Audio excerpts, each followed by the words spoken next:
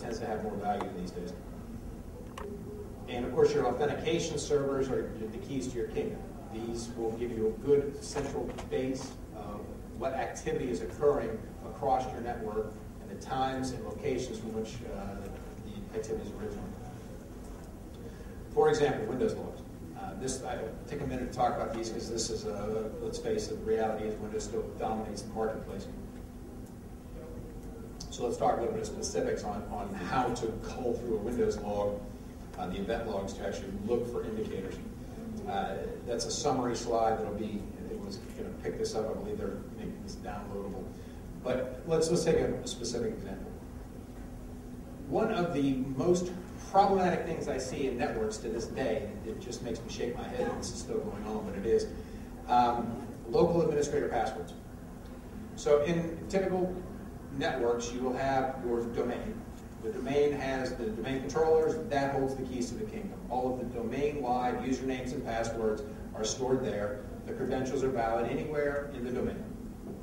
Now, each individual system that makes up the network also has a local account, and by default, there's a local administrator account with relative ID 500 that sits on each of these boxes. Now, when most IT shops go out to deploy your network, they simply, when they boot up the system or load it up from a ghost, or they're pushing it out through a GPO, they get the initial layout and they just put a default password in for that local administrator account because they're never intending to use it and they have to have some sort of password. Well, when you end up with the same local administrator password scattered throughout the entire network, or on 80% of the computers in the network, it's effectively like having a nice big key to your kingdom laying around and you're not watching. And to this day, I continue to go to clients and they have this setup, and I'm just befuddled at how prevalent this is. So when you have this set up, the local SAM file, the security account manager that's holding all of this data, is accessible to anybody who has physical access to it. You just boot up from a Linux CD, extract this data, drop it into a password cracker like Rainbow Crack, and you can pull that data out with no problem. You can do it remotely with PW. So the local SAM file is sort of low-hanging fruit. So when you have a network like this where any intrusion into the network, they can pull the SAM file out, crack the password. Now they have this local administrator password. And a lot of admins to this day are still thinking, well, big deal. They already own that box. And now they have the administrator password of that box. But when you use the same password on your other systems, and they know that password now, they can easily use standard Windows sharing to map to that default admin share on each one of these other PCs using that local credential. And now all they're doing is they're mapping to the root of the drive. That gives them access to all of the data. They can change it, they can do whatever they need to. And then they can use a command like psexec to push any other software they want to and execute code on these boxes with administrator credentials. So we still see a lot of this. You get an initial vector, and then once they get in through an exploit, then they start using this type of method to just keep jumping all around the network and wreaking havoc. So how do you detect this kind of thing? What are some of the indicators? Event logs with Windows track two primary logon-related events. In the 500 series, the logon events, this is actually tracking access to resources. The incredibly poorly named account logon events actually is these authentication events. So if a username, password, or other credentials presented to an authority and they say, is this a valid account? That's an account logon or an authentication. If someone uses a valid credential to access a resource, a file, a system, whatever it may be, that's a logon event. So under normal behavior, looking at a domain, you have the domain controller over here that holds all the usernames and passwords, whatever authentication you have going on in your domain, dual factor, whatever it may be. And over on the other side, you have just the client. Now, normally a person will sit down, Control-Delete, get the box, put in your credentials, token, password, whatever. That box makes no determination as to whether or not you're allowed on there. It just does a mother may I and goes over to the domain controller. Hey, domain controller, you hold the keys to the kingdom. You have all of this. Here's the credentials provided by this user. Are these valid? Domain controller checks its authoritative list, says yes or no. Assuming it's a yes, it comes back with a ticket granting ticket. And when it does so, it logs an event ID 6. Using local accounts is you start seeing actual authentication events appearing on individual systems as opposed to only appearing on your domain controller. So you end up with 680 events scattered throughout your network. This is bad. In most cases, local accounts should not be used at all. So when you see local machines making authentication decisions, that's an indicator, a fairly substantial indicator that you've probably been owned. And if you happen to have one of these network setups where your admin password and local accounts is the same, yeah, that's bad. Now, the other thing I mentioned that is very common with this is PSExec. It's such a common attack vector that Microsoft finally decided to add a special event log just to document its use. So whenever PSExec gets pushed out, whenever someone starts remotely accessing systems and running processes, PSExec, process execution, it's just running a process remotely on your system. And now Microsoft has generated two event IDs, 7035 and 36, that will actually document that it's going on. So that's another good indicator, log-based, that you might want to scour. All right, so you've gone through, you've looked at your IDS logs, your firewall logs, your Windows logs, whatever it may be. You've realized, okay, there's some anomalous behavior. We've identified some systems that we think, okay, there might be a problem here. So now what? You've got a system in your hand. It's sitting there, and it's suspect. You think this box is owned. How do you verify it? How do you actually go into detecting yes or no on this particular system? Three main components to doing so. Monitoring the network traffic. Now, whether this is network traffic that has been previously monitored or you set up a sniffer dedicated on that machine, you're going to want to catch a sample of the traffic to see if there's anything strange leaving that computer that you're not expecting. You're going to analyze the running processes, looking at the RAM before you unplug the system. And then after you've done all that, forensically image the data and analyze it offline. So this first part, monitoring the traffic. When you monitor the machine, you could use historical log files if they're available. If you have something like network forensics or NetWitness in place on your network that is capturing data packets, you can go through. They're exceptional tools.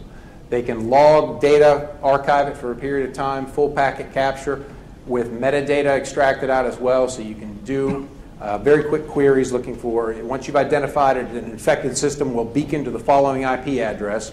Well, then go back to the logs and query, show me everybody that's communicated with that IP address in the last week. And then you can start seeing other hosts that are infected popping up all over the place. So having that type of system in place before the incident, again, very useful. If, on the other hand, you don't have that, and they are very, very expensive systems to put in place, stick Wireshark up, throw a hub in, see what is going across. And I would use an external monitoring source. I wouldn't try running it just from your system, because if there's a rootkit involved, it may be hiding all the traffic from you. But if you can actually monitor the wire, capture it for an hour, 2 hours, 3 hours, whatever you think you can afford to do, prior to taking it offline, and see if there's any anomalies that are detected. After you've monitored the network traffic, let's look at the RAM itself. Now, when you get into memory forensics, this is really an emerging field of computer forensics in general. Standard incident response techniques have been used for years to look at things like the running processes, the open ports, what is the system doing, what are the active connections, who's communicating with it, what IPs are connected, etc. What's more relatively recent is actually dumping the full contents of RAM to do binary analysis. What we see with a lot of intrusions is that the attack vector sticks a piece of code up in RAM, and obviously it's executing and doing whatever evil it's designed to do. When you take the system offline, you have to deal with the fact that the code on disk is probably packed at the minimum or potentially even encrypted. So while it's still up in RAM and running, doing a full RAM dump and then extracting the binary straight out of RAM in order to do a disassembly of it and reconstruct what it's doing, that's the best time to do it. Now, that is really sort of just starting to emerge as forensics practice. Now, what we've been doing for years is querying the RAM. We don't dump the RAM.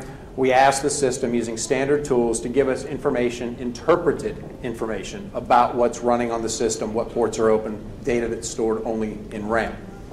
Netstat is the standard method of extracting information about the ports that are open and active. Task list, or the PS command on the Unix side of the house, this is the standard method of extracting information about the processes that are running within the system. Now, these two are fairly non-invasive. You can run these from a CD, drop them on a disk, or drop them in the system, bring your own command shell with you on that CD that's trusted, execute the commands and export them to a floppy disk or just to the screen, or dump them back to a USB drive, whatever you want to get involved with. And then this will provide you with the information as to what the system was doing at the time. Now, if you want to get a little more invasive but also get more information out, tools like WinAudit, which is available on the Helix Instant Response CD, or Process Monitor, the old System Terminals tool. It used to be Regmon and FileMon. Now they've just got Procmon.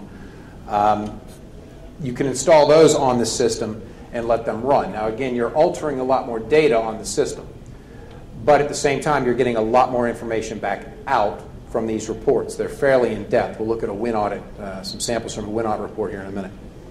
Now, those, again, are not going to give you a full dump of the memory. They're just going to give you some information about what is going on that system. And then you can wade through it relatively easily through a report. The other option is to dump the entire contents of the RAM, dump it to an image file, and then analyze it offline. On the commercial side of the house, there's a tool called HB Gary Responder that's been out for about 18 months, 24 months, something along those lines, that really is sort of the state of the art in this technology. They're able to dump the RAM and then manually parse through the RAM structures to show you, they'll walk the PS list, they'll do all of these techniques to actually extract information about what was happening on that system at the time. And it sort of follows the standard best practice in forensics of take an image, secure the image, and then analyze the image rather than working on a live system. So they have a tool called FD for Fast Dump that you can run.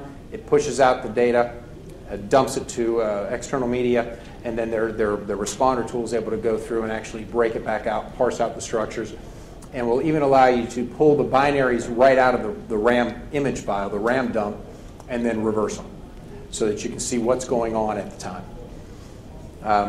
The reason I say this is still sort of an evolving process, everything in RAM, or everything that the system is doing is not always in the RAM. It's dumped into swap space or page file. And it's still sort of in flux.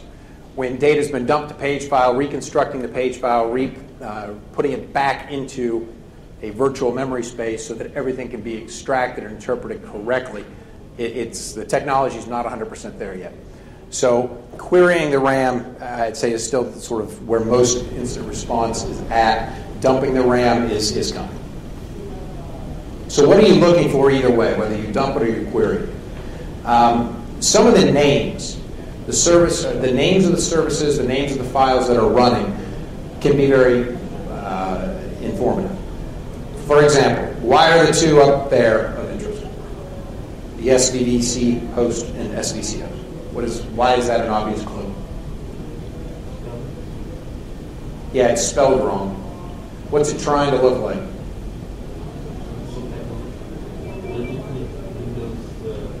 Yeah, a legitimate Windows process, which is spelled SVC host, singular. What does SVC host do? Actually, does anyone? You don't have to tell me. I'm just curious. I mean, this is a very educated group I'm talking to. This is one of those top tier groups here. How many of you legitimately know what SVC host does? So even in this room, only a handful of people feel confident enough that they know that they'll raise their hand in case I actually ask them. So that tells me that when most systems administrators know this about SVC host. It's supposed to be there. That's the extent of their knowledge. They have absolutely no idea what it does. They just know it's supposed to be there. And once I tried to kill one, and things broke back. So hackers take advantage of this. This is one of the most common names for an evil process. What service host is nothing more than a process space that you can load DLLs up into. A DLL, or dynamic link library, is executable code. And basically they sit on your box, and when people write programs, they're allowed to make references to code that exists in these dynamic link libraries. Same with Unix.